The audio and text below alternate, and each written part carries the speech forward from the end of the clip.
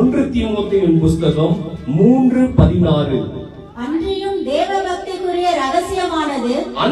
தேவபக்திக்குரிய ரகசியமானது யாவரும் ஒப்புக்கொள்ளுகிறபடியே மகா மேன்மை உள்ளது. தேவன் மாம்சத்திலே வெளிப்பட்டார், ஆவியிலே நீதியுள்ளவர் என்று விளங்கப்பட்டார்.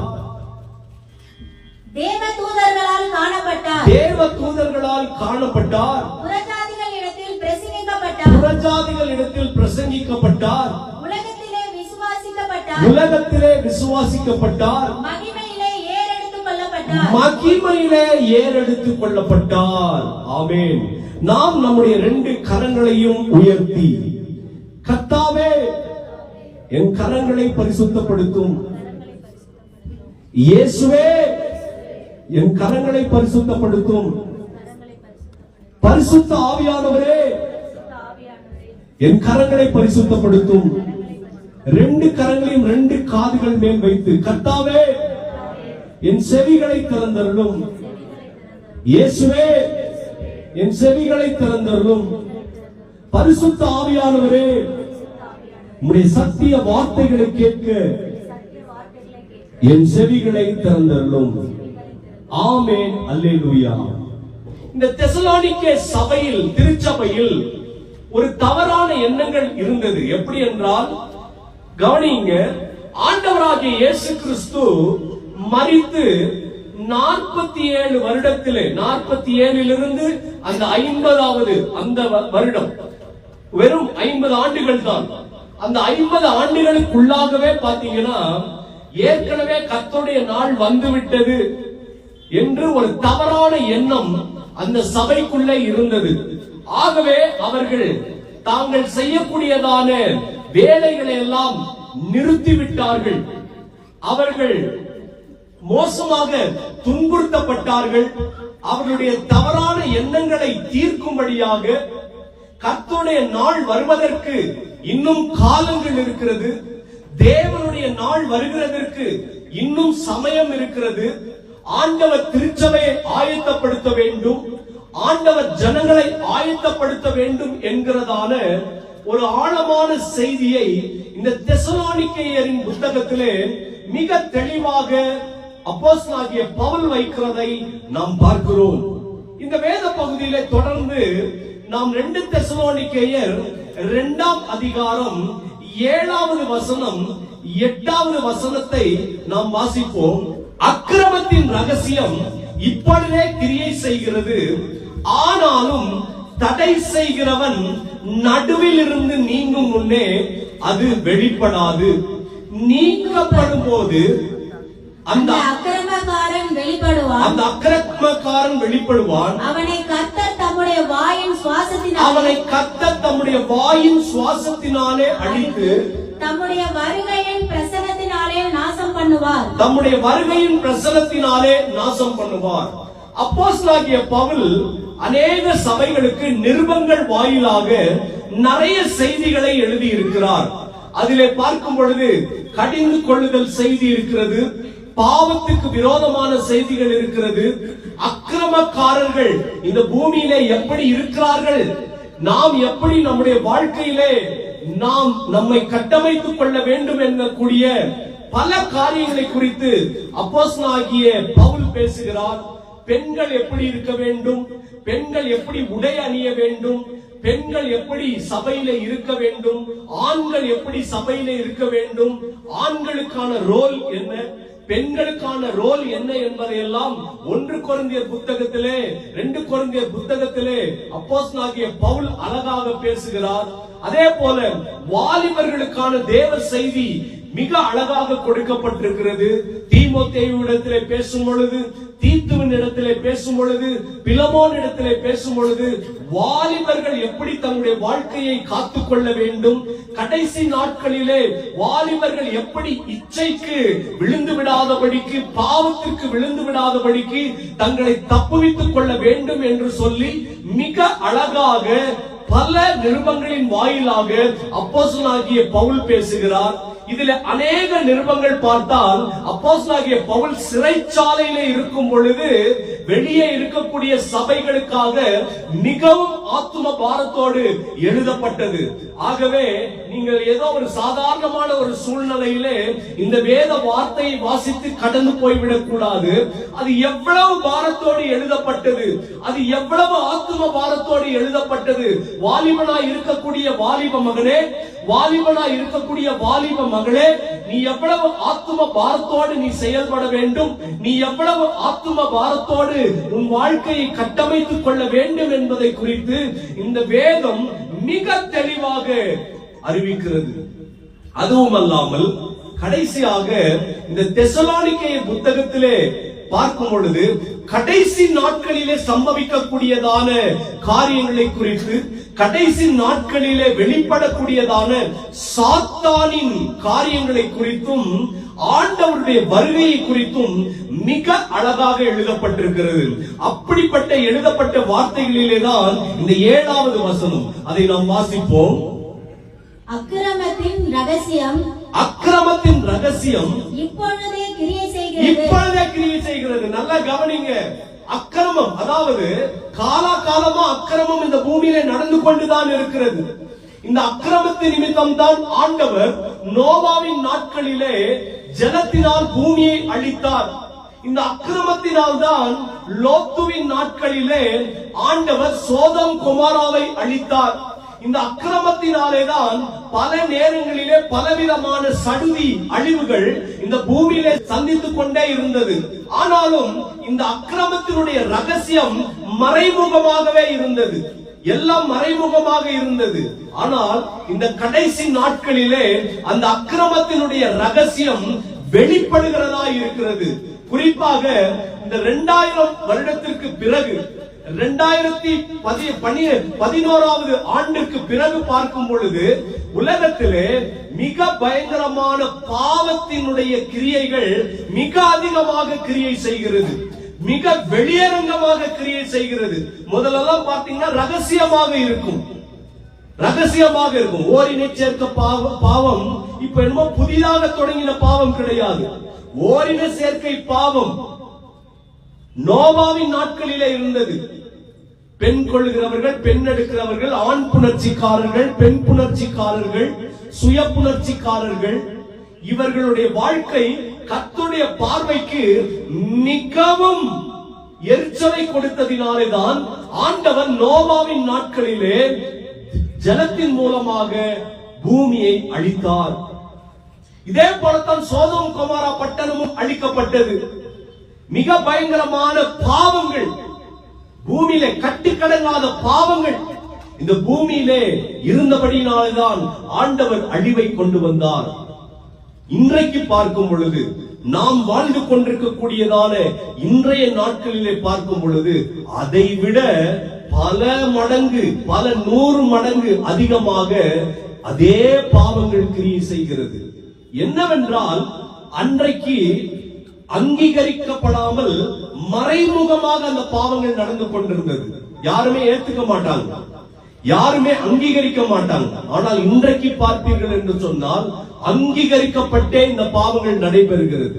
2019 இந்திய நாடாளுமன்றத்திலே ஓரின சேர்க்கை பாவம் லீகலைஸ் ஆக்கப்பட்டது, அப்ரூவல் கொடுத்தார்கள்.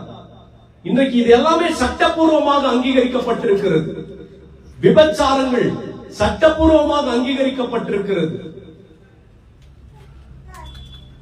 சில ஆண்டுகளுக்கு முன்பாக எல்லாம் பார்க்கும் பொழுது, ஏறக்குறைய ஒரு 20 ஆண்டுகளுக்கு முன்பாக எல்லாம் பார்க்கும் பொழுது விபச்சாரக்காரர்களுக்காகவே ரெய்டு நடந்து கொண்டே இருக்கும். எங்க பார்த்தாலும் லாட்ஜ்களிலே, ஹோட்டல்களில் எல்லாம் ரெய்டு நடத்துவார்கள்.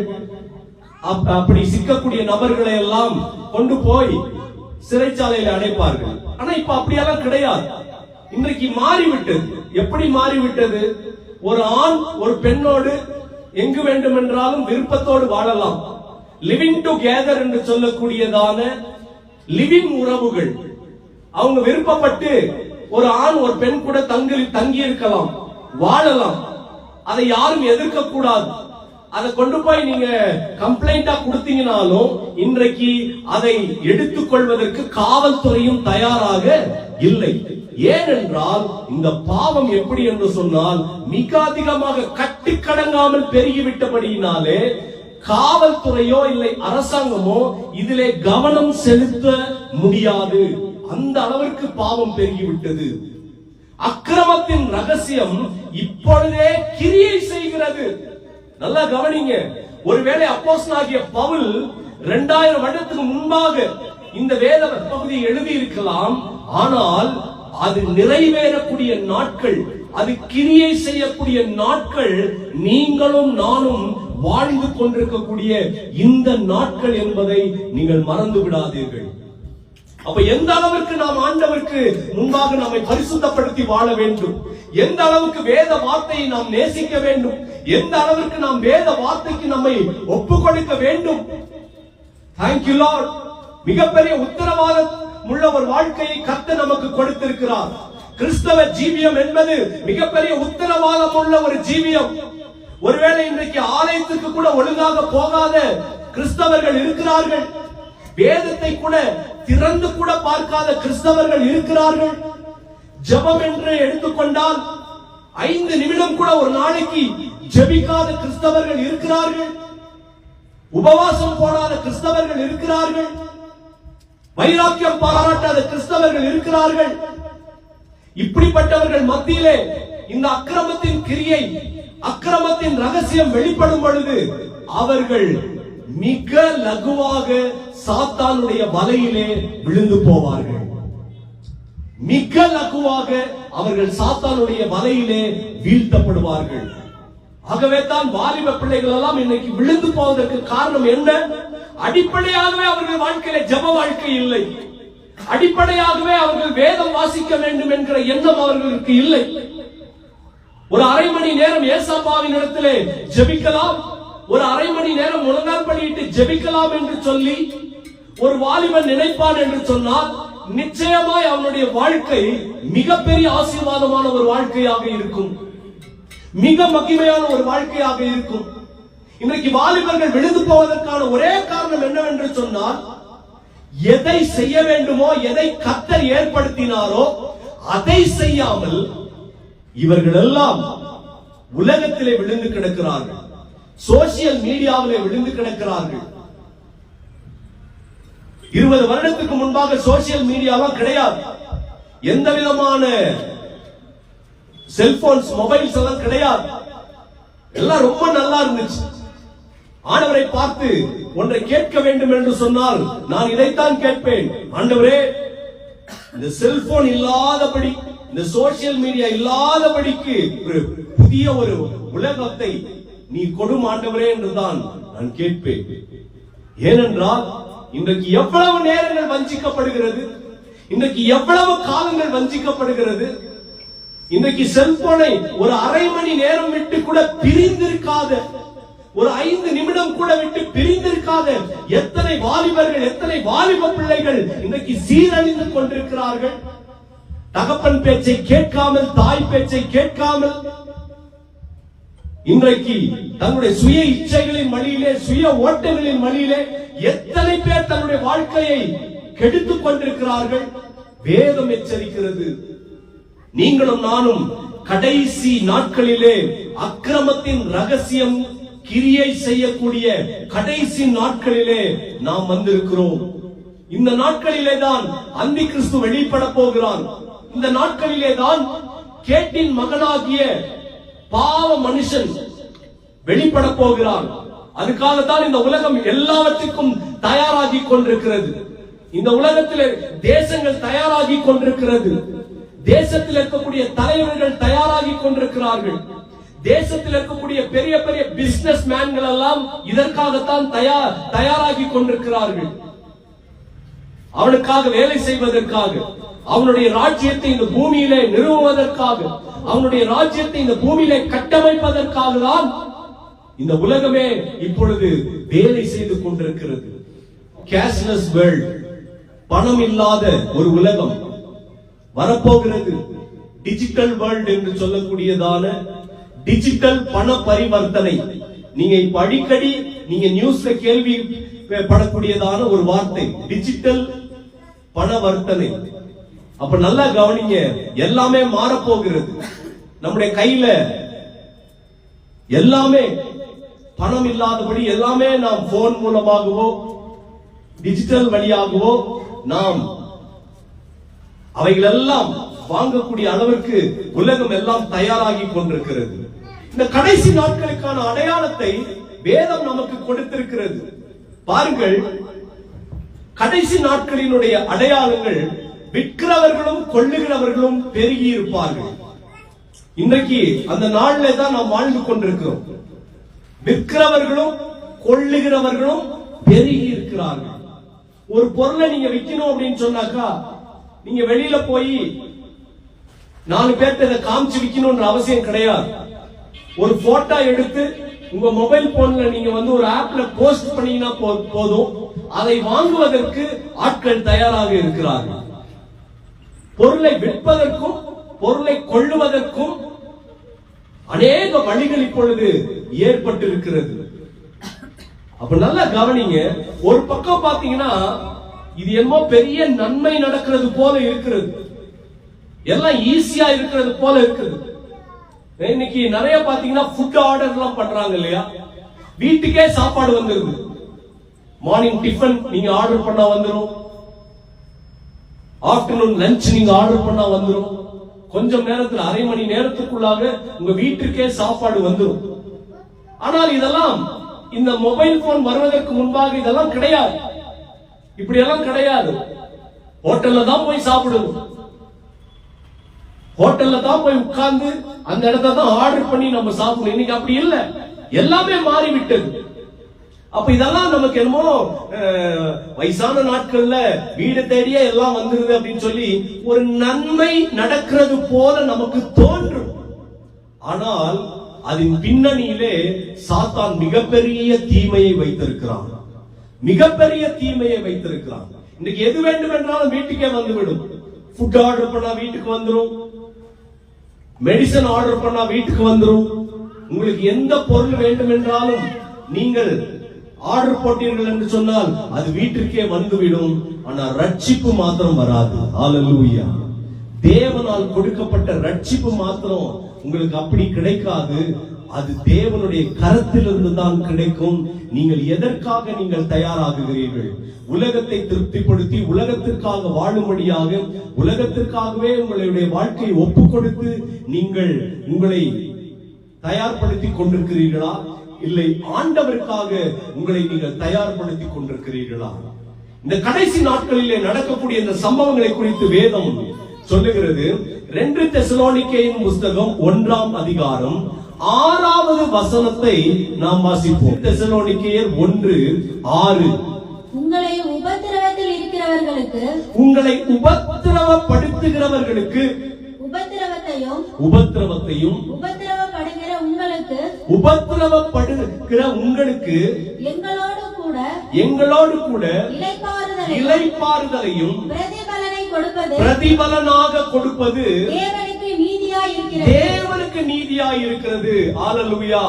உங்களை உபத்திரவப்படுத்துகிறவர்களுக்கு உபத்திரவத்தையும் உபத்திரவப்படுகிற உங்களுக்கு எங்களோடு கூட இளைப்பாறுதலையும் பிரதிபலனாக கொடுப்பது தேவனுக்கு நீதியாய் இருக்கிறது. சில வசனங்கள் எல்லாம் புரியாது. இதெல்லாம் நம்ம என்ன செய்வோம்னு கேட்டீங்கன்னா, வேதத்துல வாசிச்சுட்டு அப்படியே கடந்து போயிடுவோம். என்னமோ சொல்றாரு அப்படின்னு நம்ம போயிடுவோம். ஆனா நீங்க அதை ஆழமாக நீங்கள் வாசிக்க வேண்டும். அதை ஆழமாக நீங்கள் தியானிக்கும் பொழுது இந்த சாத்தானால் உபத்திரவம் என்று சொல்லக்கூடிய இந்த கடைசி காலத்திலே நாம் வந்திருக்கிறோம். சாத்தான் பாருங்க 2 விதமான காரியத்திலே உங்களை வஞ்சித்து தன்னுடைய கட்டுப்பாட்டிலே வைத்துக் கொள்ள முடியும். நல்லா கவனிங்க, 2 விதமான காரியம். அதிகமான பணம், அதிகமான சம்பாத்தியத்தை கொடுத்து சாத்தான் உங்களை என்ன செய்ய முடியும் என்று சொன்னால் அவனுடைய கட்டுப்பாட்டில் அவனுடைய கண்ட்ரோல்ல வச்சுக்க முடியும். இதெல்லாத்துக்கும் கட்டுப்படாத நீங்கள் கடைசியிலே ஏதாவது ஒரு துன்புறுத்தலுக்கு, ஒரு உபத்திரவத்திற்கு ஆளாக்கப்பட்டு அப்படிப்பட்ட ஒரு சூழ்நிலையில நீங்கள் மாட்டிக்கொள்வீர்கள் என்று சொன்னால் அது நிமித்தம் சாத்தான் என்ன செய்ய முடியும்? உங்களை கட்டுப்பாட்டிலே வைத்துக் கொள்ள முடியும். நல்லா கவனிங்க, ரெண்டு காரியம். இது ரொம்ப முக்கியமான ஒரு விஷயம். இன்னைக்கு நிறைய பேர் பாத்தீங்கன்னா நிறைய பணங்களால் விதமான ஐஸ்வர்யங்களால் நிறைந்திருக்கிறவர்களாய் இருக்கிறபடியால் அவர்கள் தேவனை விட்டு தூரமாய் இருக்கிறார்கள். அவங்களுக்கு கடவுள் தேவை கிடையாது, அவங்களுக்கு ஆண்டவர் தேவை கிடையாது. பணத்திலேயே எல்லாவற்றையும் சாதிப்பதற்கு அவர்கள் முற்படுவார்கள். எனக்கு மினிஸ்டர் தெரியும், எனக்கு பெரிய ஆளு தெரியும், கலெக்டர் தெரியும், அவங்கள தெரியும், இவங்கள தெரியும் என்று சொல்லி தன்னுடைய பணத்தை வைத்தே எல்லாவற்றையும் சாதிக்கக்கூடியவர்கள் இந்த பூமியில இருக்கிறார்கள். ஆனால் அவங்களுக்கு எந்த விதமான சூழ்நிலையிலும் அவர்களுக்கு கடவுளை குறித்ததான அறிவோ கடவுளை குறித்ததான தேடுதலோ அவர் அவ்வளவு இருக்காது. ஏனென்றால் இயேசுவின் இடத்திலே ஒரு வாலிபன் அப்படித்தான் வந்தான். நித்திய ஜீவனை அடைவதற்கு நான் என்ன செய்ய வேண்டும் என்று ஆண்டவரிடத்திலே அவன் கேட்டான். அதற்கு இயேசு சொன்னார், நீ பாவம் செஞ்சிருக்க கூடாது, நீ எல்லாம் நியாயப்பிரமாணத்திற்கு சரியாக கீழ்ப்படிந்திருக்க வேண்டும், நீ எல்லாவற்றையும் சரியாக கடைபிடித்திருக்க வேண்டும், அப்போ உனக்கு நித்திய ஜீவன் கிடைச்சிரும் அப்படின்னு ஆண்டவர் சொன்னார்.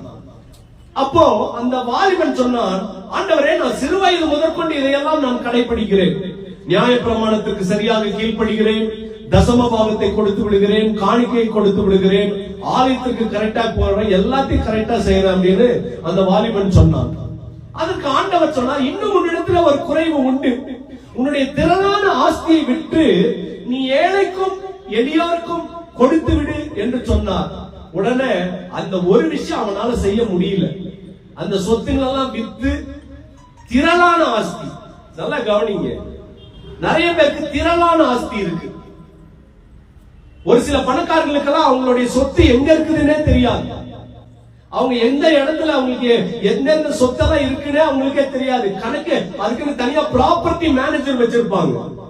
தங்களுடைய சொத்துக்களை எல்லாம் கையாளுவதற்காக, தங்களுடைய சொத்துக்களை எல்லாம் கவனித்துக் கொள்வதற்காக ப்ராப்பர்ட்டி மேனேஜர் வச்சிருப்பாங்க. அவங்களுக்கே எந்த இடத்துல சொத்து இருக்குது, எந்த இடத்துல என்ன இருக்குதுன்னு தெரியாத அளவிற்கு அவர்கள் ஐஸ்வர்யவான்களாக இருக்கிறார்கள். இப்ப இயேசுவின் இடத்தில் வந்த வாலிபனும் அப்படிப்பட்டவன் தான். திரளான சொத்துக்கு அவன் சொந்தக்காரனாய் இருக்கிறான். ஆண்டவர் சொன்னார், உன் சொத்தெல்லாம் கொஞ்சம் வித்து நீ ஏழைக்கு எளியாருக்கு கொடுத்துறன்னு. அவன் அந்த இடத்துல இருந்து ரொம்ப சோகமா போயிட்டான். அதை அவன் செய்யறதுக்கு அவனுக்கு விருப்பம் கிடையாது. ஆனா ஆண்டவர் சொன்னார், ஒட்டகமானது ஊசியின் காதிலே நுழைந்து விட்டாலும் நுழைந்து விடுமே தவிர ஐஸ்வர்யவான் பரலோக ராஜ்யத்திலே நுழைய பிரவேசிக்க முடியாது என்று நான் உங்களுக்கு சொல்லுகிறேன். அப்ப நல்லா கவனிங்க, பரலோக ராஜ்யத்தில் நுழைவதற்கு தான் இந்த நிருபங்கள் எழுதப்பட்டிருக்கிறது. உலக ஆசீர்வாதத்திற்காகவா இந்த நிருபங்கள் கொடுக்கப்பட்டிருக்கிறது? இந்த உலகத்துல நீ நல்ல ஆசீர்வாதமான ஒரு வாழ்க்கையை வாழணும். இன்னைக்கு நிறைய பேர் தவறாக இதைத்தான் நினைத்துக் கொண்டிருக்கிறார்கள். இந்த உலக பிரகாரமான காரியங்கள், எனக்கு நல்ல வீட்டை கட்டிட்டேன், கார் இருக்குது, பேங்க் பேலன்ஸ் இருக்குது, எனக்கு எந்த பிரச்சனையும் இல்லை, நான் செட்டில் ஆயிட்டேன் அப்படின்னு சொல்லி அவங்க இதைத்தான் மேன்மை பாராட்டுகிறார்களே ஒழிய நித்திய ஜீவனுக்கான காரியத்தை குறித்த கவலை அவர்களிடத்திலே இல்லை. அப்ப வேதம் சொல்லுகிறபடி நீங்கள் கவனிங்கள், 7வது வசனத்தை வாசியுங்கள். தேவனை அறியாதவர்களும் தேவனை அறியாதவர்களுக்கும் நம்முடைய கர்த்தராகிய இயேசு கிறிஸ்துவின் சுவிசேஷத்திற்கு கீழ்ப்படியாதவர்களுக்கும் நீதியுள்ள ஆக்கினையை செலுத்தும்படி. நல்லா கவனிங்க, தேவனை அறியாதவர்களுக்கும் நம்முடைய கர்த்தராகிய இயேசு கிறிஸ்துவின் சுவிசேஷத்துக்கு கீழ்ப்படியாதவர்களுக்கும். இந்த ரெண்டு காரியம் ரொம்ப முக்கியம். நீ இந்த உலகத்துல ஜெயிச்சிட்ட, இந்த உலகத்துல நீ சாதிச்சிட்ட, இந்த உலகத்துல நீ ஒரு பெரிய ஃபேமஸ் ஃபிகர், இந்த உலகத்துல நீ பெரிய ஆள் என்று சொல்லக்கூடிய ஒரு சூழ்நிலையில நீ இருக்கலாம். ஆனால் வேதம் சொல்லக்கூடிய ரெண்டு காரியம், கடவுளை அறிகிற நிலைமைக்கும் கர்த்தராகிய இயேசு கிறிஸ்துவினுடைய சுவிசேஷத்திற்கும் கீழ்ப்படியவில்லை என்று சொன்னால் உனக்கு நீதியுள்ள ஆக்கினை காத்திருக்கிறது. அல்லேலூயா. எப்படிப்பட்ட ஆக்கினை? நீதியுள்ள ஆக்கினை. நீதியுள்ள ஆக்கினைனா என்ன? அவர் நியாயம் தீர்ப்பார், அவர் உன்னை கூப்பிட்டு விசாரிப்பார், நீ செய்த பாவங்களுக்கெல்லாம் அவருக்கு பதில் சொல்ல வேண்டும். நீ செய்த பாவங்களுக்கு தக்கவாறு அவர் நீதியை வெளிப்படுத்துவார். அப்பொழுது நீ அக்கினியிலே தள்ளப்படுவாய், நீ ஆக்கினைக்கு உட்படுவாய் என்பதை இந்த வேதம் மிக தெளிவாக நமக்கு காண்பிக்கிறது. இன்றைக்கு சபைகள் எல்லாம் என்ன செய்து கொண்டிருக்கிறது? இன்றைக்கு நிறைய சபைகள் எல்லாம் தூங்கிக் கொண்டிருக்கிறது. இன்றைக்கு நிறைய சபைகள் பாவத்தை கண்டித்து உணர்த்தக்கூடிய சபைகளாய் இல்லாமல் இருக்கிறது. இன்றைக்கு நிறைய சபைகள் எல்லாம் ஏதோ ஒரு பெரிய களியாட்டு மேடைகள் போல, ஒரு களியாட்டு கூட்டத்தை போல காட்சியளிக்கிறது. பயமில்லை.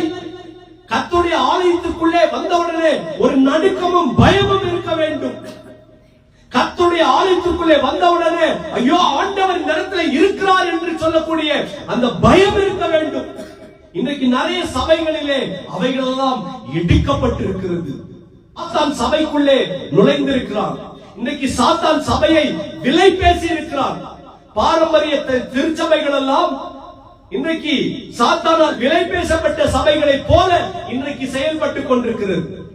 ஏன் இப்படி சொல்லுகிறேன் என்று சொன்னால், பாரம்பரிய சபைகளில் எல்லாம் நீங்கள் பார்க்கும் பொழுது அங்கே பாவத்தை குறித்து கண்டித்து உணர்த்தக்கூடிய செய்திகள் இன்றைக்கு இல்லாமல் இருக்கிறது. ஆவியானவர் எப்படிப்பட்டவர், ஆவியானவர் எப்படி கிரியை செய்கிறார், ஆவியானவருடைய நிரப்பக்கூடிய வரங்கள் மூலமாக தனிப்பட்ட மனுஷனுடைய வாழ்க்கையில என்ன மாற்றமெல்லாம் நடக்கிறது என்பதை சபைகள் இன்றைக்கு விசுவாசிகள் மத்தியிலே, ஜனங்களின் மத்தியிலே அறிவிக்காமல் அவைகளை எல்லாம் இன்றைக்கு சாத்தானுக்கு சாதகமாக செயல்பட்டு கொண்டிருக்கிறது. இந்த வார்த்தை கேட்கக்கூடியதான என் அன்பு சகோதரனே, சகோதரியே, நீங்கள் ஆராதிக்கக்கூடிய தேவனாகிய கர்த்தர் அவர் நேற்றும் இன்றும் என்றும் மாறாதவராயிருக்கிறார். உங்கள் வாழ்க்கையிலே அவர் அற்புதங்களையும் ஆசீர்வாதங்களையும் கொடுக்க வல்லமை உள்ளவராயிருக்கிறார். நாம் இந்த 2 தெசலோனிக்கேயர் 1:7 வாசிக்கும் பொழுது 2 காரியங்களை குறித்து நாம் வாசித்தோம். தேவனை அறியாதவர்கள், இரண்டாவது கர்த்தராகிய இயேசு கிறிஸ்துவின் சுவிசேஷத்திற்கு கீழ்ப்படியாதவர்கள். நீங்க கீழ்ப்படிறீங்களா? நீங்க தேவனை அறிஞ்சிருக்கிறீங்க, நீங்க தேவனை அறியாம இல்ல. உங்களுக்கான உன்னத சுவிசேஷம் பல நேரங்களிலே விதைக்கப்பட்டிருக்கிறது. ஆகவே நீங்க தேவனை அறிஞ்சிருக்கிறீங்க. ஓகே, 2 விஷயத்துல நீங்க ஒரு விஷயத்துல நீங்க ஜெயிச்சிட்டீங்க. இப்ப 2வது விஷயம், சுவிசேஷத்திற்கு கீழ்ப்படுகிறீர்களா? சுவிசேஷ வார்த்தைக்கு கீழ்ப்படுகிறீர்களா? அதுதான் ரொம்ப முக்கியம். இந்த கீழ்ப்படிதல் மாத்திரம் உங்கள் வாழ்க்கையிலே வந்துவிட்டது, அதை நிறைவேற்றி விட்டீர்கள் என்று சொன்னால், தேவனாகிய கர்த்தர் உங்களை மகிமையான சூழ்நிலையிலே ஆசீர்வதித்து உங்களை மேன்மைப்படுத்த வல்லமை உள்ளவராயிருக்கிறார். ஆகவே இந்த வேத பகுதி பாருங்க, அந்த 2 தெசலோனிக்கேயர் 1:8 வாசிங்க. கர்த்தராகிய இயேசு தமது வல்லமையின் தூதரோடும் ஜுவாலித்து எரிகிற அக்கினியோடும் வானத்திலிருந்து வெளிப்படும் பொழுது அப்படியாகும். பாருங்க, தேவனை அறியாதவர்கள், நம்முடைய கர்த்தராகிய இயேசு கிறிஸ்துவின் சுவிசேஷத்திற்கு கீழ்ப்படியாதவர்கள் நீதியுள்ள ஆக்கினியை பெறுவார்கள். எப்பொழுது பெறுவார்கள் என்று சொன்னால், கர்த்தராகிய இயேசு தமது வல்லமையின் தூதரோடு ஜுவாலித்து எரிகிற அக்கினியோடு வானத்திலிருந்து வெளிப்படுவார். நல்லா கவனிங்க. நீங்க அடிக்கடி இதை நீங்க நினைச்சு பார்க்கணும். அடிக்கடி நீங்க இந்த காரியத்தை உங்க சிந்தையில கொண்டு வரணும். ஆண்டவர் வரப்போகிறார், ஆண்டவர் இந்த பூமிக்கு வரப்போகிறார், ஆண்டவர் இந்த பூமியை வல்லமையோடும் மகிமையோடும் நியாயம் தீர்க்க வரப்போகிறார், ஆண்டவர் இந்த பூமியிலே மகிமையான காரியத்தை செய்ய போகிறார் என்கிறத நீங்க நினைத்து பார்த்து கொண்டே இருக்க வேண்டும். அப்பதான் நீங்க நியாய தீர்ப்புக்கு நீங்கள் உங்களை தகுதியாக்க முடியும். அப்பதான் நீங்க ஆண்டவருடைய வருகையை எதிர்பார்க்கும் பொழுதுதான் நீங்கள் ஒரு மீட்பை, ஒரு விடுதலையை, ஒரு ரட்சிப்பை பெற்றுக்கொள்ள முடியும். ஹalleluya. நான் ரட்சிக்கப்பட்டேன், நாங்கள் ரட்சிக்கப்பட்ட குடும்பம், நாங்கள் ரட்சிக்கப்பட்டு 20 வருடம் ஆகிவிட்டது, நாங்கள் ரட்சிக்கப்பட்டு 30 வருடம் ஆயிற்று என்று விசுவாசிகளும் சபைகளும் இந்த வார்த்தையை சொல்லி தங்களை தாங்களே ஏமாற்றிக் கொண்டிருக்கிறார்கள். வேதம் சொல்லுகிறது, முடிவு பரியந்தம் நிலைத்திருக்கிறவனே ரட்சிக்கப்படுவான். வேதம் என்ன சொல்லுகிறது?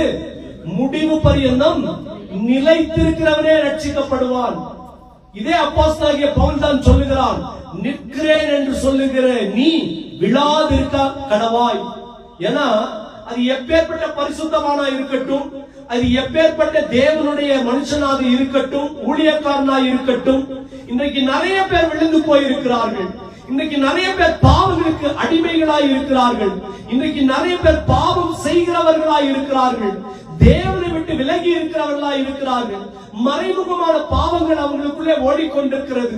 ரகசியமான பாவங்கள் அவங்களுக்குள்ளே ஓடிக்கொண்டிருக்கிறது. கணவனுக்கு தெரியாமல் மனைவி, மனைவிக்கு தெரியாமல் கணவன், பெற்றோருக்கு தெரியாமல் பிள்ளைகள் ரகசியமாய் தங்களுடைய பாவ வாழ்க்கையிலே பயணித்துக் கொண்டிருக்கிறார்கள். ஆண்டவர் எச்சரிக்கிறார், தேவன் எச்சரிக்கிறார். இந்த நாட்கள் மிகவும் பொல்லாத நாட்களாய் இருக்கிறது. நாட்களை பிரயோஜனப்படுத்திக் கொள்ளுங்கள், காலத்தை பிரயோஜனப்படுத்திக் கொள்ளுங்கள் என்று வேதம் சொல்லுகிறது. பாருங்கள், கடைசி நாட்களிலே சாத்தான் வெளிப்படுவான் என்பதை தெசலோனிக்கேயர் புத்தகத்திலே நாம் வாசித்தோம் அல்லவா? இப்ப கவனிங்க, 2 தெசலோனிக்கேயர் இந்த 2:4 நாம் வாசிப்போம். அவன் எரித்து நிற்கிறவனாயும், அவன் எடுத்து நிற்கிறவனாகவும், தேவன் எண்ணப்படுவதோ எதுவோ, தேவன் எனப்படுவது எதுவோ, ஆராதிக்கப்படுவது எதுவோ, ஆராதிக்கப்படுவது எதுவோ, அவை எல்லாவற்றிற்கும் மேலாக, அவை எல்லாவற்றிற்கும் மேலாக தன்னை உயர்த்துகிறவனாகவும், தன்னை உயர்த்துகிறவனாயும், தேவனுடைய ஆலயத்தில், தேவனுடைய ஆலயத்தில் தேவன் போல உட்கார்ந்து, தேவன் போல உட்கார்ந்து தன்னைத்தானே தேவன் என்று காண்பிக்கிறவனாயும் இருப்பான். தன்னைத்தானே தேவன் என்று காண்பிக்கிறவனாக இருப்பான். பாருங்க, கடைசி நாட்களிலே நான் கொஞ்சம் நேரத்துக்கு முன்பாக சொன்னேன் அல்லவா, சபைகள் எல்லாம் சாத்தானுக்கு விலை போயிருக்கிறது. சபைகளை எல்லாம் சாத்தான் விலை பேசி இருக்கிறான்.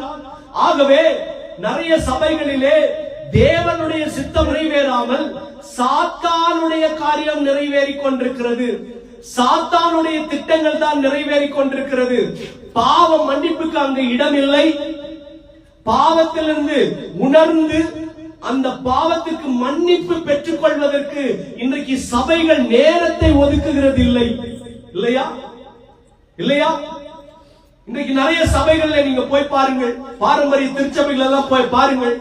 பாவத்தை குறித்து கடிந்து உபதேசம் பண்ணி, கண்டனம் பண்ணி, உபதேசம் பண்ணி, அதுக்கப்புறம் உங்களுடைய பாவங்களை எல்லாம் அறிக்கை செய்யுங்க. ஆண்டவராகிய இயேசு கிறிஸ்து உங்களுடைய பாவத்தை இப்பொழுதே மன்னிக்க போகிறார், பாவத்திலிருந்து விடுதலையை பெற்றுக் கொள்ளுங்கள் என்று சொல்லி நிறைய சபைகளிடத்திலே நீங்கள் இதை பார்க்க முடியாது. நீங்கள் பார்க்க முடியாது. அங்க போவாங்க, ஒரு 2 பாட்டை பாடுவாங்க, ஒரு அரை மணி நேரம் செய்தியை கேட்பாங்க, காணிக்கை போடுவார்கள், வந்து விடுவார்கள். அவ்வளவுதான் சபையினுடைய கடமை முடிந்து விட்டது.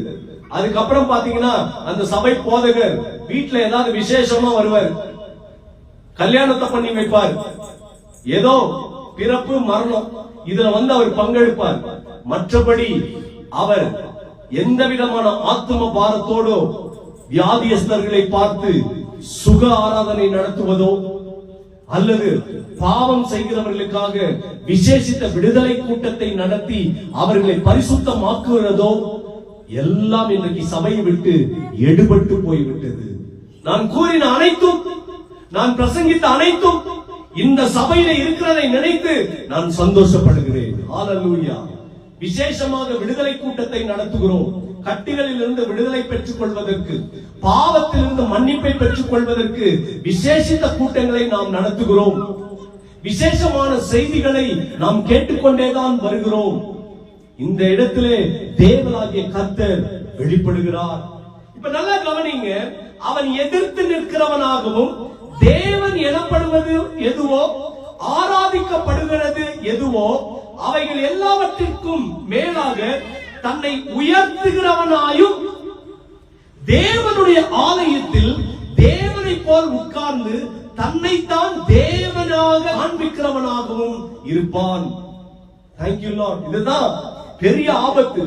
கடைசி நாட்களிலே அவன் தேவனை போலவே வெளிப்படுவான். அநேக அற்புதங்களும் அடையாளங்களும் அவனால் நடத்தப்படும்.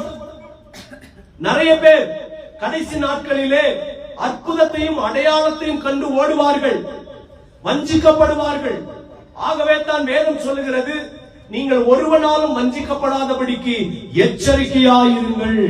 ஹல்லேலூயா. இந்த வேத சத்தியத்தின் மூலமாக சபைகளுக்கும் சரி விசுவாசிகளுக்கும் சரி எச்சரிப்பை சபை கொடுக்க வேண்டும். ஆகவேதான் இந்த வார்த்தை மூலமாக சபை உங்களுக்கு எச்சரிப்பை கொடுக்கிறது. இரண்டாவது, 2ஆம் அதிகாரம் 3வது வசனத்தை வாசிங்கள். எவ்விதத்தினாலும் ஒருவன் உங்களை மோசம் போகாதபடிக்கு எச்சரிக்கையாயிருங்கள். ஏனெனில் விசுவாச துரோகம் முந்தி நேரிட்டு கேட்டின் மகனாகிய பாவ மனுஷன் வெளிப்பட்டால் ஒழிய அந்த நாள் வராது. நல்லா கவனிங்க. கேட்டின் மகனாகிய பாவ மனுஷன், அதாவது அந்தி கிறிஸ்து, அவன் வெளிப்படக்கூடிய நாட்களிலே தான் நாம் வந்திருக்கிறோம். நமக்கு இனி ரொம்ப காலம் கிடையாது. இனி நமக்கு ரொம்ப நாட்கள்லாம் கிடையாது. நெக்ஸ்ட் ஜெனரேஷன் நினைக்கும் பொழுது ரொம்ப பயமாக இருக்கிறது. ஏனென்றால் இந்த கடைசி நாட்களிலே சாத்தான் அவ்வளவுக்கு அதிகமாக இந்த ஜனங்களை வஞ்சித்துக் கொண்டிருக்கிறான். இந்த ஜனங்களை தன்னுடைய கட்டுப்பாட்டுக்குள்ளே வந்து வைத்திருக்கிறான். நிறைய விசுவாச குடும்பங்களில் இருக்கக்கூடியதான வாலிப பிள்ளைகளை சாத்தான் தன்னுடைய கட்டுப்பாட்டிலே வைத்திருக்கிறான். இது ரொம்ப பெரிய ஆபத்து. குடும்பத்திற்கு ஆபத்து, சபைக்கு ஆபத்து. நிறைய விசுவாச குடும்பங்களில் இருக்கக்கூடிய வாலிப பிள்ளைகள் இன்றைக்கு சாத்தானுடைய கட்டுப்பாட்டிலே இருக்கிறார்கள். வீண் அன்பல்கள் மூலமாக பல மணி நேரங்களை அவர்கள் செலவிடுகிறார்கள். இது தீமோத்தேயும் தீத்துக்கு எழுதும் பொழுது அவர் மிக அழகாக சொல்லுகிறார், வீண் காரியங்களிலே நீ இருக்கக்கூடாது. இன்றைக்கு நேரத்தை வீணாக்குகிறார்கள். தேவையில்லாமல் மொபைல் போன் மூலமாக பல மணி நேரங்கள் பேசுகிறது. அப்படி என்னதான் பேசுவாங்கன்னு ஒண்ணுமே தெரியல.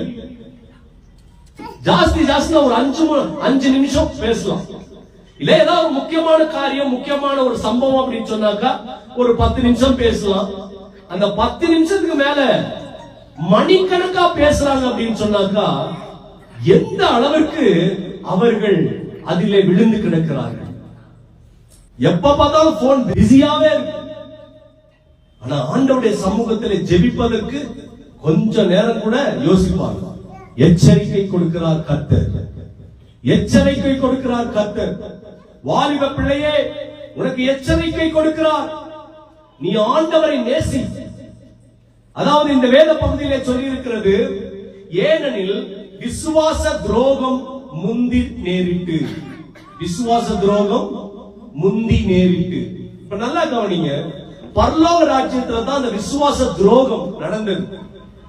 முதலாக இந்த விசுவாச துரோகம் எங்கே நடந்தது என்று சொன்னால் தேவனுடைய ராஜ்யமாகிய பரலோகத்தில் தான் நடந்தது.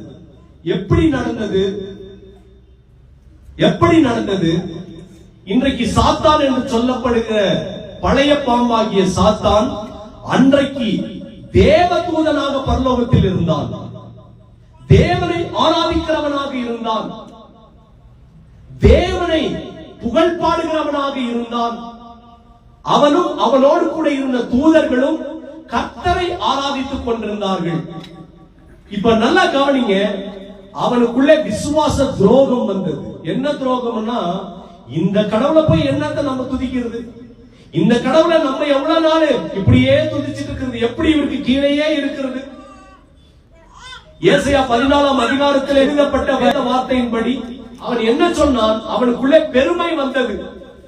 அந்த பெருமை நிமித்தம் அவனே பேசினான், நான் வானத்துக்கு ஏறுவேன், தேவனுடைய நட்சத்திரங்களுக்கு மேலாக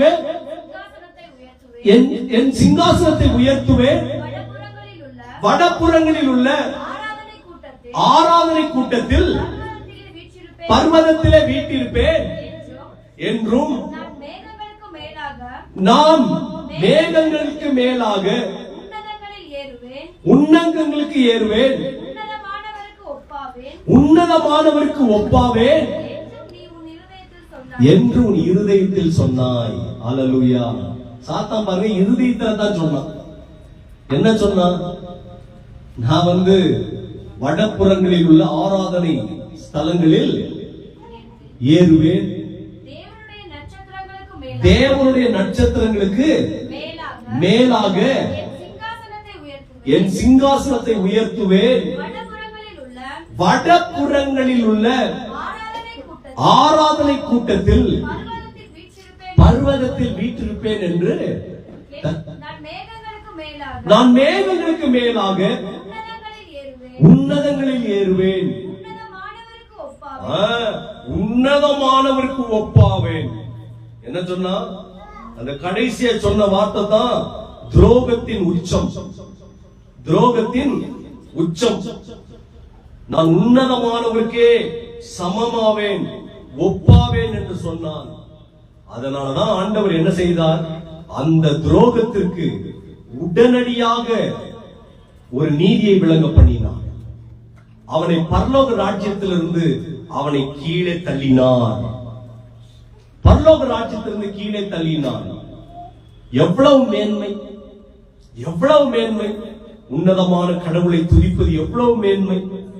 3 பிரதான தூதர்கள், அந்த 3 பிரதான தூதர்களிலே மிகவும் முக்கிய பங்கு வகித்தவன் தான் இந்த லூசிபர், லைட் ஆஃப் ஏஞ்சல். ஆனால் அவன் சொன்ன வார்த்தை, நான் உன்னதமானவருக்கே சமமாவேன், நான் உன்னதமானவருக்கே ஒப்பாவேன் என்று சொல்லி, சரிசமமாக ஒப்பாவேன் என்று சொன்னதினாலே அவன் மேலிருந்து கீழே தள்ளப்பட்டான். அவன் மேல அது கீழே தள்ளப்பட்ட உடனே அவனிடத்தில் இருக்கக்கூடிய 3 காரியங்களை கர்த்தர் பிடுங்கினார். என்ன 3 காரியங்கள் என்று சொன்னால், அவனிடத்தில் இருக்கக்கூடிய அழகை பிடுங்கினார். அவனிடத்தில் இருக்கக்கூடிய அழகை பிடுங்கினார். அவன் அருவருப்பாய் மாறினார். Thank you Lord. அவனிடத்தில் இருக்கக்கூடிய ஒளியை பிடுங்கினார். அவன் இருளிலே வாசம் செய்தான். எவ்வளவு பெரிய இழப்புல, எவ்வளவு பெரிய இழப்புல! இன்னைக்கு கர்த்தருக்குள்ள இருக்கிறவங்க வெளிச்சமா இருப்பாங்க, ஆண்டவருக்குள்ள இருக்கிறவங்க வெளிச்சமா இருப்பாங்க. ஆண்டவரை விட்டு தூரம் போயிட்டாங்கன்னா அவங்க இருள், அந்தகாரத்தில் அவங்க முகத்தை பார்க்கவே முடியாது. அவங்க முகத்தை பார்த்த உடனே தெரியும் அந்தகாரம், அவங்க முகத்தை பார்த்த உடனே தெரியும் இருள். இருள் அவங்களை மூடிக்கொண்டிருக்கிறதை பார்க்க முடியும். பாருங்க, முதலாவது அவன் அழகை இழந்து போனான், இரண்டாவது அவன் ஒளியை இழந்து போனான், மூன்றாவது அவன் சரீர தோற்றத்தை இழந்து போனான். ஏஞ்சலா பல செட்டைகள் வைத்து பரலோக ராஜ்யத்திலே இருந்த ஒரு தூதனாய் இருந்தவன் கடைசியிலே பாம்பாக மாறினான். எப்படி இருந்தான்? எப்படியாக மாற்றப்பட்டான்? மண்ணை நக்குகிற பாம்பாக மாற்றப்பட்டான். Thank you lord. ஒரு எம்எம் கூட அவனால மேலே எந்திரிக்க முடியாது. பாம்பு பறக்குமா?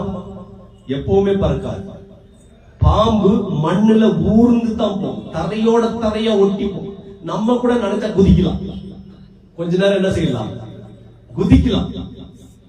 மிருகங்கள் கூட ஜம்ப் பண்ணி ஓடும். இந்த உலகத்துல வாழ்ற ஜீவராசிகள் எல்லாமே நடக்கும், ஜம்ப் பண்ணி. ஆனா அந்த பாம்பு மாத்திரம் பாத்தீங்கன்னா மண்ணுல ஊர்ந்து போகும். அப்படின்னா கர்த்தர் எப்படிப்பட்ட சாபத்தை கொடுத்தாருன்னா, அவன் நினைச்சா எங்க வேணாலும் போலாம், அவன் நினைச்சா என்ன வேணாலும் செய்யலாம். பரலோக ராஜ்யத்திலே அவன் மிகப்பெரிய ஒரு போஸ்டிங்ல இருந்தான். ஆனா அவன் கர்த்தருக்கு சமமாவேன் நினைச்சான் பாருங்க, உன்னதமானவருக்கு சமமாவேன் நினைச்சான் பாருங்க, அப்பவே அவனை கீழே தள்ளினாரு, மண்ணோட ஒட்ட வச்சார். ஹல்லேலூயா. மண்ணோட ஒட்டி அவனுடைய வாழ்க்கை அப்படி மாறிவிட்டு. ஹல்லேலூயா. இது உங்களுக்கும் எனக்குமான சத்தியம். நீங்க சாத்தானுக்கு சொந்தமாயிட்டீங்கன்னா நீங்க மண்ணோட ஒட்டிடுவீங்க, நீங்க மண்ணோட ஒட்டிடுவீங்க. அதனால்தான் சங்கீதக்காரன் சொல்லுகிறான், தேவரீர் என் ஆத்துமா மண்ணோடு ஒட்டி கொண்டிருக்கிறது, உம்முடைய வசனத்தை அனுப்பி என்னை உயிர்ப்பியும். சொல்றாரா இல்லையா? 119 சங்கீதத்திலே தாவீது சொல்லுகிறாரா இல்லையா? தேவரீர் என் ஆத்துமா மண்ணோடு ஒட்டி கொண்டிருக்கிறது. நீ பாவம் செய்து விட்டாய் என்று சொன்னால் மண்ணோடு ஒட்டி விட்டாய்.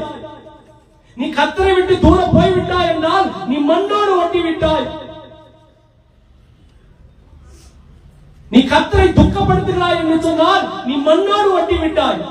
வசனம் உன்னை உயிர்ப்பிக்கணும்.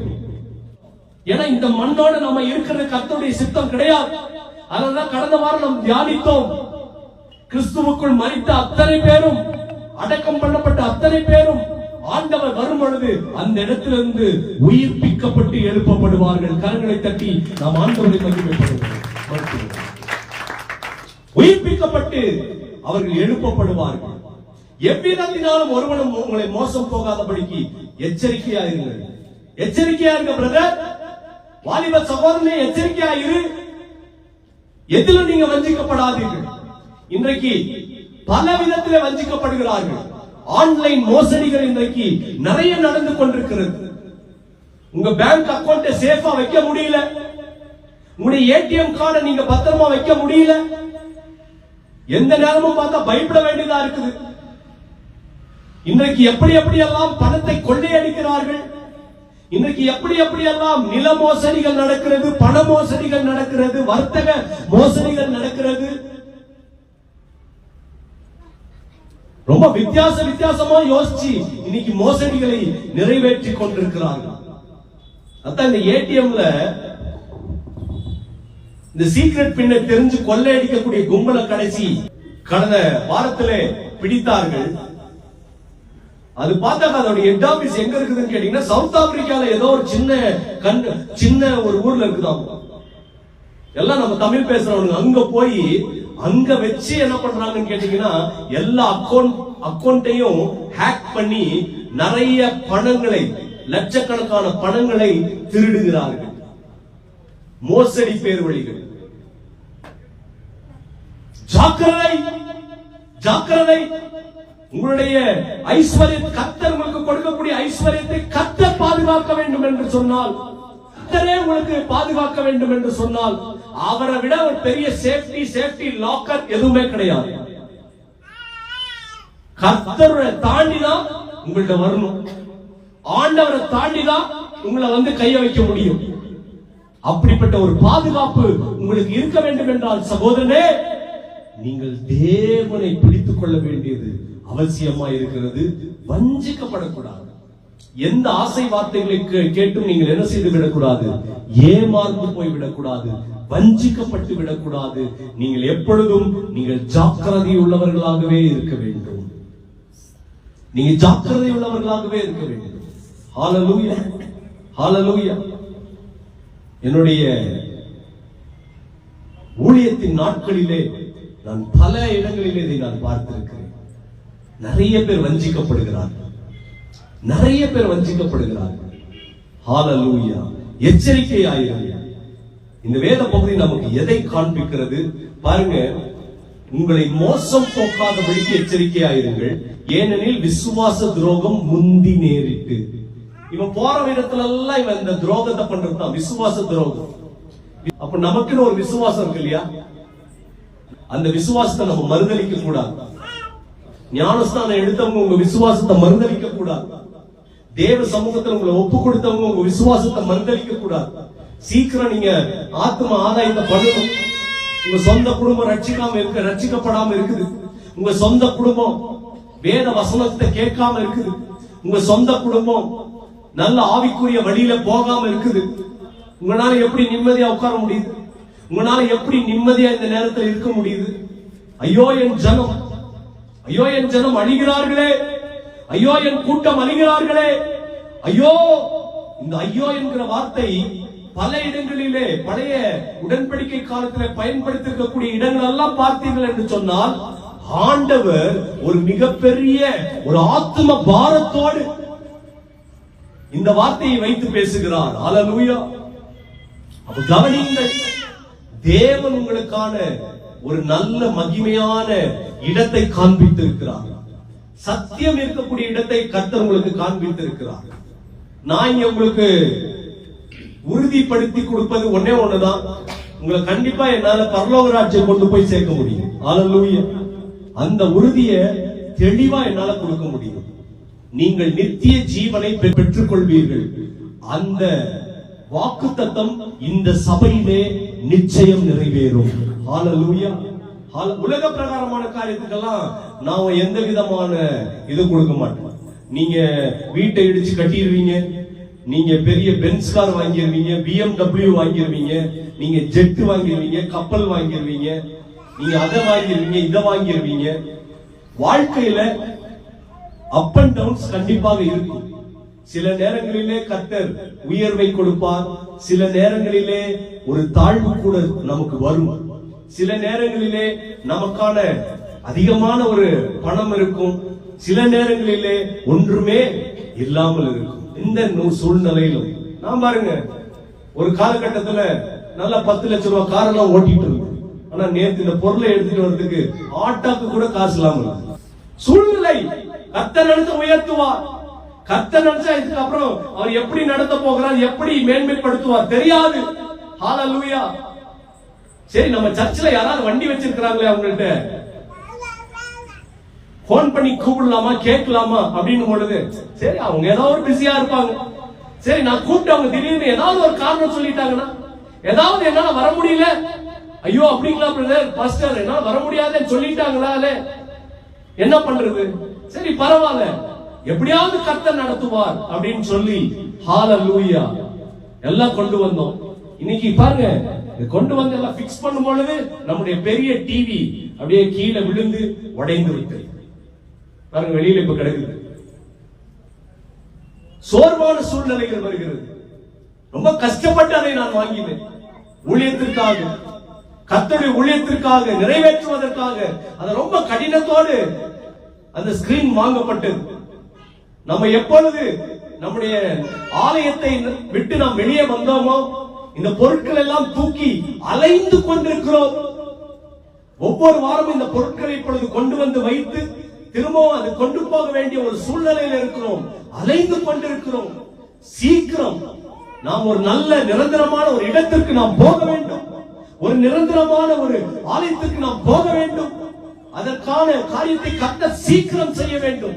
சபையை விசுவாசிகளாகிய நீங்கள் தூங்காதபடி இதற்காக விழித்து ஜெபிக்கும்படியாக கேட்டுக்கொள்கிறேன். ஹல்லேலூயா. சீக்கிரம் ஒரு நல்ல இடத்திலே நாம் நின்று கர்த்தரை ஆராதிக்க வேண்டும். ஹல்லேலூயா. வஞ்சிக்கக்கூடிய நாட்களிலே நாம் வாழ்ந்து கொண்டிருக்கிறோம். அதான் மத்தேயுவின் புத்தகம் 24:4 சொல்லுகிறது, இயேசு வாசியமா, இயேசு அவர்களுக்கு பிரதியுத்தரமாக ஒருவனும் உங்களை வஞ்சியாதபடிக்கு எச்சரிக்கையாயிருங்கள். மார்க் 13:5. இயேசு அவர்களுக்கு பிரதியுத்தரமாக ஒருவனும் உங்களை வஞ்சியாதபடிக்கு எச்சரிக்கையாயிருங்கள். ஒருவனும், பாருங்க, 4 சுவிசேஷ புத்தகத்திலும் இந்த வார்த்தை இடம் பெற்றிருக்கிறது. ஏமாந்து விடாதே, வஞ்சிக்கிற வார்த்தைகளை கொண்டு ஏமாந்து விடாதே, எப்பொழுதுமே நீ எச்சரிக்கையாயிரு என்று இந்த வேதம் சொல்லுகிறது. ஹல்லேலூயா. அடுத்தது லூக்காவின் புத்தகம் 21 அதிகாரம் 8வது வசனம் சொல்லுகிறது, அதற்கு அவர் நீங்கள் வஞ்சிக்கப்படாதபடிக்கு எச்சரிக்கையாயிருங்கள். ஏனெனில் அநேகர் வந்து என் நாமத்தை தரித்துக் கொண்டு நான் தான் கிறிஸ்து என்றும் காலம் சமீபித்தது என்றும் சொல்லுவார்கள். அவர்களை பின்பற்றாதீர்கள். பாருங்க, வேதம் மிகவும் அழகாக சொல்லுகிறது. கடைசி நாட்கள், வஞ்சிக்கக்கூடிய காலங்கள், போலியான அற்புதங்கள், போலியான அடையாளங்களை எல்லாம் ஏற்படுத்தி நான் தான் கிறிஸ்து என்று சொல்லி ஜனங்களை வஞ்சிக்கக்கூடியவர்கள். வஞ்சிக்கப்படாதபடி எச்சரிக்கையாயிருங்கள். வஞ்சனையிலே விழக்கூடாது. நீங்கள் வலையிலே நீங்கள் விழுந்து விடக்கூடாது. நீங்கள் எதினாலும் நீங்கள் வஞ்சிக்கப்படாதபடி எச்சரிக்கையாயிருங்கள். ஹல்லேலூயா. Thank you. சாதாரணமாவே நம்ம அதில் தானே விழுந்து கொடுக்கிறோம், இல்லையா? இந்த 1 வாங்கினா 1 ஃப்ரீ, ஒரு சாரி வாங்கினா ஒரு சாரி ஃப்ரீ, ஒரு நைட்டி வாங்கினா ஒரு நைட்டி ஃப்ரீ, ஒரு பேண்ட் வாங்கினா ஒரு பேண்ட் ஃப்ரீ. இதெல்லாம் இன்னைக்கு மார்க்கெட்டிங்ல ரொம்ப ஃபேமஸா போயிட்டு இருக்கக்கூடிய ஒரு விஷயம். இந்த ஃப்ரீன்ற வார்த்தை வந்த உடனே நம்ம உள்ள போய் அது என்னன்னு பார்க்க ஆரம்பிச்சோம் இல்லையா? அது ஃப்ரீன்னு போடலன்னா நம்ம என்ன செய்ய மாட்டோம், போக மாட்டோம் இல்லையா? 50% ஆஃபர் அப்படின்னு சொன்ன உடனே உள்ள போயிருவோம். தேவனாகிய கர்த்தர் இந்த கடைசி நாட்களிலே பாருங்கள், ஏனெனில் அநேகர் என் நாமத்தை தரித்துக் கொண்டு நான் தான் கிறிஸ்து என்றும் காலம் சமீபித்தது என்றும் சொல்லுவார்கள், அவர்களை பின்பற்றாதிருங்கள். வசனம் என்ன சொல்லுதுன்னு பாருங்க. உங்களுக்கு ஏதாவது ஒரு முன்னாடி வந்துச்சுன்னா உடனே வசனம் என்ன சொல்லுது, கர்த்தருடைய வார்த்தை என்ன சொல்லுதுன்னு நீங்க பாருங்க. வார்த்தை சரியா இருக்குதா, வார்த்தை சரியா எழுதி இருக்குதான்னு நீங்க பாருங்க. வார்த்தையின்படி உங்கள் வாழ்க்கையை நீங்கள் கட்டமைத்துக் கொள்ளுங்கள். ஆண்டவராகிய தேவன் தாமே உங்களை ஆசீர்வதித்து வழிநடத்த வல்லமையுள்ளவராயிருக்கிறார். மேலும் இந்த 2 தெசலோனிக்கேயர் புத்தகத்தினுடைய இந்த 2ஆம் அதிகாரத்தினுடைய 13வது வசனத்தை வாசியுங்கள். கர்த்தருக்கு பிரியமான சகோதரரே, கர்த்தருக்கு பிரியமான சகோதரரே, நீங்கள் ஆவியினாலே பரிசுத்தமாக்கப்படுகிறதினாலும் சத்தியத்தை விசுவாசிக்கிறதினாலும் ரட்சிப்படையும்படிக்கு ஆதி முதல் தேவன் உங்களை தெரிந்து கொண்டபடியினாலே நாங்கள் உங்களை குறித்து எப்பொழுதும் உங்களை தேவனை ஸ்தோத்திரிக்கிறோம். பாருங்கள், கர்த்தர் உங்களை தெரிந்து கொண்ட நோக்கத்தையே இங்கே வெளிப்படுத்துறார். ஹல்லேலூயா. கர்த்தர் உங்களை தெரிந்து கொண்ட நோக்கத்தை இந்த இடத்துல வெளிப்படுத்துறார். எப்படின்னா, நீங்கள் ஆவியினாலே பரிசுத்தமாக்கப்பட வேண்டும். அதனால்தான் இயேசு கிறிஸ்து மாம்சத்திலே வெளிப்பட்டார். அவர் ஆவியினாலே நீதியுள்ளவர் என்று எண்ணப்பட்டார். வேதம் அதைத்தான் சொல்லுது. அதனால்தான் அவர் உலகத்தை ஜெயிச்சுட்டு போயிட்டார், சாத்தானை ஜெயிச்சுட்டு போயிட்டார், எல்லாத்தையும் அழகா சுலபமா ஜெயிச்சுட்டு போயிட்டார். ஆனா நம்ம ஜெயிக்கலையே. நம்ம ஏன் ஜெயிக்கல அப்படின்னா, இயேசு கிறிஸ்து பாவம் இல்லாதவராய் அவர் வாழ்ந்தார், நாம் பாவத்தோடு வாழ்ந்து கொண்டிருக்கிறோம். அதுதான் பிரச்சனை. அதனால உங்களுக்கான 2 காரியத்தை குறித்து இந்த வேதம் சொல்லுகிறது. நீங்கள் ஆவியினாலே பரிசுத்தமாக்கப்பட வேண்டும். 2வது, சத்தியத்தை விசுவாசித்து நீங்கள் ரட்சிப்படைய வேண்டும். 2 காரியத்தை தெளிவாக இந்த வேதம் உங்களுக்கு காண்பிக்கிறது. இதுல ஃபெயில் ஆகக்கூடாது. இதுல நீங்க ஃபெயில் ஆயிட்டீங்க அப்படின்னு சொன்னீங்கன்னா, நீங்க நிச்சயமா தேவனுடைய ராஜ்யத்துக்கு நுழைய முடியாது. நீங்க கர்த்தருடைய ராஜ்யத்துக்கு நுழைய முடியாது. உங்களை தெரிந்து கொண்டபடியினாலே, ரொம்ப கிளீனா சொல்லி இருக்கிறார். இந்த 2 விஷயம் நடந்தா தான் கர்த்தர் உங்களை என்ன செய்ய முடியும், அப்படி தூக்கி நிறுத்த முடியும். நான் உன்னை அழைச்சிட்டேன், நான் உன்னை தெரிந்து கொண்டேன், you are chosen person, நீ அழைக்கப்பட்டவர். ஹல்லேலூயா. என ஏசாயாவை பாருங்கள். ஏசாயா ஒரு ராஜாவின் குமாரன், ஒரு ராஜாவின் மகன். எந்த கவலையும் கிடையாது, எல்லாமே இருக்குது. கடவுள் குறிச்ச எந்த தேடலோ, கடவுள் குறிச்ச எந்த ஒரு ஞானமும் ஏசாயாவுக்கு இல்ல. உலக பிரகாரமான ஞானம் இருந்தது. ஆனால் ஏசாயா ஒரு தரிசனத்தை பார்த்தார். அதிலே உன்னதமான தேவனாகிய கர்த்தர் வீற்றிருந்தார். அவர் எவ்வளவு பரிசுத்தமாய் இருக்கிறார். அந்த செட்டப் எப்படி இருக்குது, பரலோக ராஜ்யத்தினுடைய செட்டப் எப்படி இருக்குது, ஜீவனுள்ள தேவன் அந்த இடத்துல எப்படி வாசமாய் இருக்கிறார், எப்படி பரிசுத்தமாய் இருக்கிறார் என்று கண்டவுடனே ஏசாயா உணர்ந்தார். அவர் பரிசுத்தமாய் இருக்கிறார், நான் அசுத்தமாய் இருக்கிறேன். அவர் இருக்கக்கூடிய இடம் பரிசுத்தமாய் இருக்கிறது, நான் இருக்கக்கூடிய என்னை சுற்றி இருக்கக்கூடிய இடமும் என்னை சுற்றி இருக்கக்கூடிய ஜனங்களும் அசுத்தமாய் இருக்கிறார்கள் என்று அவன் முடிவுக்கு வந்தான். ஐயோ, அதமானேன், சேனைகளின் தேவனாகிய கர்த்தரை என் கண்கள் கண்டதே, நான் உயிரோடவே இருக்கக்கூடாதுன்னு முடிவுபட்டார் கடைசியில். ஆனா அந்த சேராபீன்களில் ஒருவன் அக்கினி குரட்டை எடுத்துக்கொண்டு வந்து ஏசாயாவின் நாவை தொட்டு, நான் இதை தொட்டதினாலே நீ பரிசுத்தமாக்கப்பட்டாய் என்று சொல்லி ஏசாயாவை பரிசுத்தப்படுத்தினார். ஹல்லேலூயா. அதுக்கப்புறம் பாத்தீங்கன்னா அப்படியே ஒரு பெரிய டர்னிங் பாயிண்ட். ஏசாயாவுடைய வாழ்க்கை அப்படியே மாறிடுச்சு. ஒரு ராஜாவின் மகன், ஒரு இளவரசன் என்றெல்லாம் அழைக்கப்படாமல் தீர்க்கதரிசி என்று அழைக்கப்பட்டார். தீர்க்கதரிசி என்று அழைக்கப்பட்டார். ஏசாயா திருமணம் பண்ணது ஒரு பெரிய குயின் கிடையாது, ஏதோ ஒரு பிரின்சஸோ ஒரு ராஜாவினுடைய மகளோ கிடையாது. ஏசாயா திருமணம் பண்ணது யாரை என்று சொன்னால் தீர்க்கதரிசியானவளை. ஹல்லேலூயா. ஏசாயாவினுடைய மனைவியும் தீர்க்கதரிசியானவள். அவங்க 2 பேருக்கு பிள்ளை பிறந்துச்சு. அந்த பிள்ளையும் தீர்க்கதரிசன வார்த்தையாகவே பிறந்தான். முழுவதுமாய் அவன் வாழ்க்கையே மாறினது. Thank you Lord. ஏனென்றால் இந்த ஆவியினாலே பரிசுத்தமாக்கப்படுதல் ஏசாயா வாழ்க்கையிலே நடந்தது. இரண்டாவது, சத்தியத்தை விசுவாசிக்கிற அந்த விசுவாசம் ஏசாயாவுக்குள்ளே ரொம்ப பெருசா இருந்துச்சு. அதனாலதான் ஏசாயாவின் வாழ்க்கை மிக மகிமையாக மாறினது. இன்றைக்கு உங்கள் வாழ்க்கையும் கர்த்தர் மாற்ற வல்லமையுள்ளவராயிருக்கிறார். 2 தெசலோனிக்கேயர் 3:3 சொல்கிறது, கர்த்தரோ உண்மையுள்ளவர், அவர் உங்களை ஸ்திரப்படுத்தி தீமை நின்று விலக்கி காத்துக் கொள்வார். அல்லேலூயா. கர்த்தரோ உண்மையுள்ளவர், அவர் உங்களை ஸ்திரப்படுத்தி தீமை நின்று விலக்கி காத்துக் கொள்வார். இந்த வசனம் பாத்தீங்கன்னா அதாவது தனித்து காணப்படுகிறது இந்த தெசலோனிக்கேயர் புத்தகத்துல. எப்படின்னு சொன்னாக்கா, எல்லாருமே தீமையிலே அகப்பட்டிருக்கிறார்கள், எல்லாருமே இந்த உலகத்தின் போராட்டங்களிலே அகப்பட்டிருக்கிறார்கள். ஆனா கர்த்தர் வாக்குத்தத்தம் பண்ணினார். எப்படி என்றால், எல்லாரையும் ரட்சிப்பதே அவருடைய தூய சித்தம். எல்லாரையும் ரட்சிப்பது தூய சித்தம். எல்லாரையும் அவர் சமூகத்திலே, அவர் பாதத்திலே நிறுத்துவது அவருடைய உன்னதமான சித்தம். ஆகவே தேங்க்யூ லார்ட். தேவனுடைய வல்லமை, தேவனுடைய பிரசன்னம், தேவனுடைய மகிமை ரட்சிப்புக்கு முன்பாக எப்பொழுதும் காத்துக் கொண்டிருக்கிறது. என் மனைவி எல்லாம் ரட்சிக்கப்பட மாட்டாங்க, அவங்க எல்லாம் கர்த்தருக்குள்ள வர மாட்டாங்க. என் வீட்டுக்காரா, அவரெல்லாம் வருவதற்கு வாய்ப்பே கிடையாது. நாங்க எத்தனை காலமா சொல்லிட்டே இருக்கிறோம், எங்க அப்பா ரட்சிக்கவே பட மாட்டேன்றாரு. நல்ல கவனிங்க, தேவன் உண்மையுள்ளவர், கர்த்தரோ உண்மையுள்ளவர். அவர் உங்களை ஸ்திரப்படுத்தி தீமையிலிருந்து விலக்கி ரட்சிப்பார். அதுக்கு நீங்க ஒரு ப்ராப்பர் பிரேயர் பண்ண போதும்.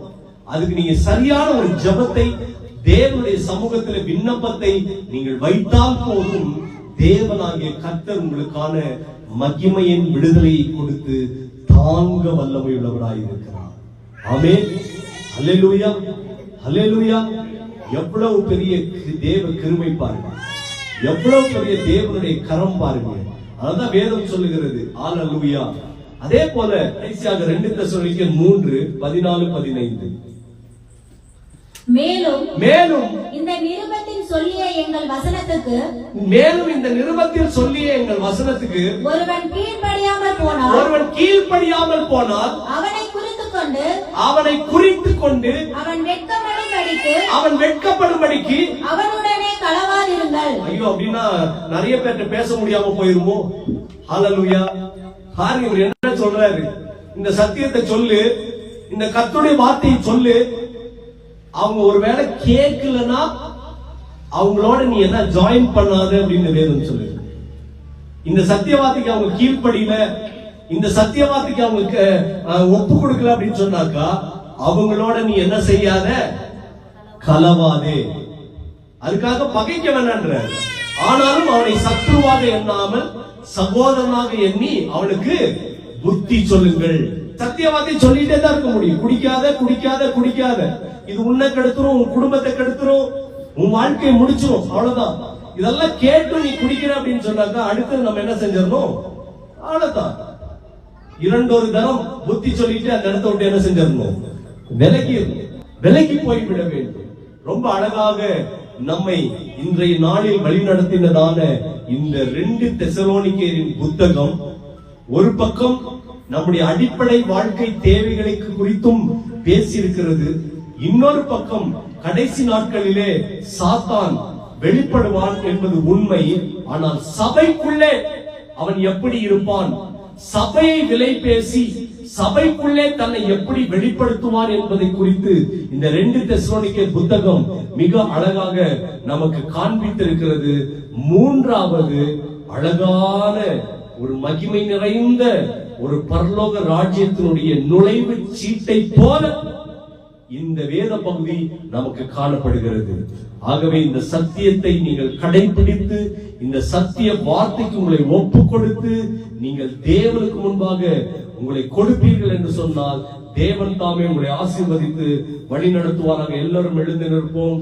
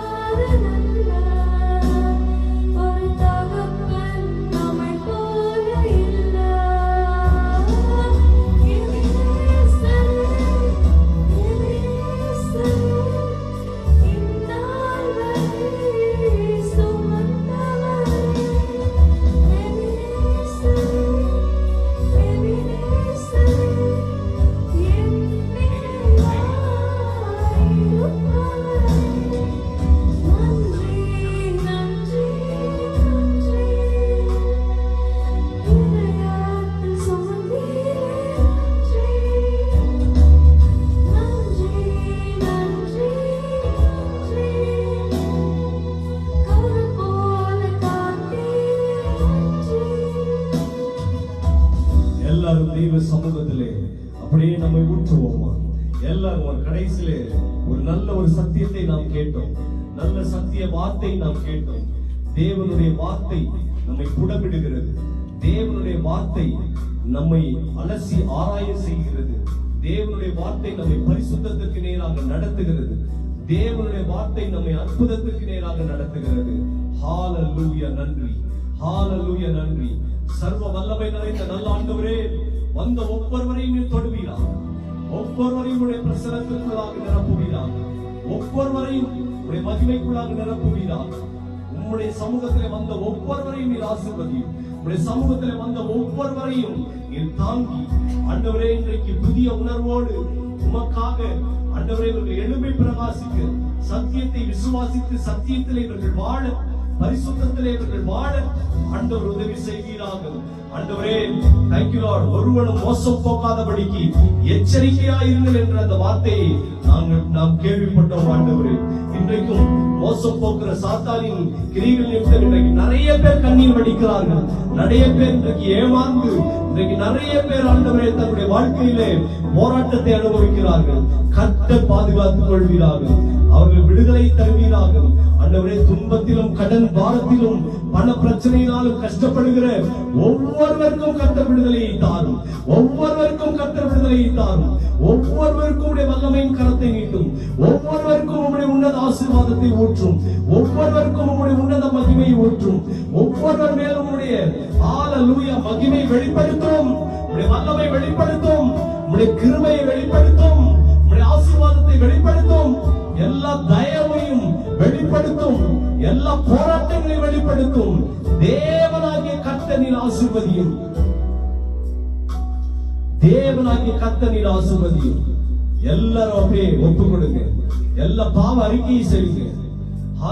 நேர்த்தியான பாதையிலே நமக்கு அவர் விடுதலை கொடுக்க, நேர்த்தியான சூழ்நிலையிலே தம்முடைய கிருபையை வெளிப்படுத்த தேவ சமூகத்திலே நம்மை அப்படியே தாழ்த்தி ஒப்பு கொடுப்போம். தேவ சமூகத்திலே நம்மை அப்படியே தாழ்த்தி ஒப்பு கொடுப்போம். ஹalleluya. சுக பலன் ஜீவன் தந்தாரே, ஹalleluya. நன்றி செலுத்து, ஹalleluya. சுக பலன் ஜீவனை கொடுத்தாரே, நன்றி செலுத்து. சுக பலன் ஜீவனை தந்து நடத்தினாரே, நல்ல ஆகாரத்தை கொடுக்கிறாரே, நல்ல வஸ்திரத்தை கொடுத்தாரே, இருக்க வீட்டை கொடுத்தாரே, ஆண்டவருக்கு நன்றி செலுத்து. ஹalleluya. தேவன் தாமே எல்லா விதத்திலும் வழி நடத்த வல்லமையுள்ள தேவனாய் இருக்கிறார். ஹalleluya, ஹalleluya. Thank you Lord, thank you Lord. சகல துதிகன மகிமையெல்லாம் ஆண்டவராகிய ஒருவருக்கே உரித்தாக்கி ஜெபிக்கிறோம். இயேசுவின் இணையற்ற நாமத்தில் ஜெபிக்கிறோம். ஜெபம் கேட்ட நல்ல பிதாவே, ஆமென், ஆமென்.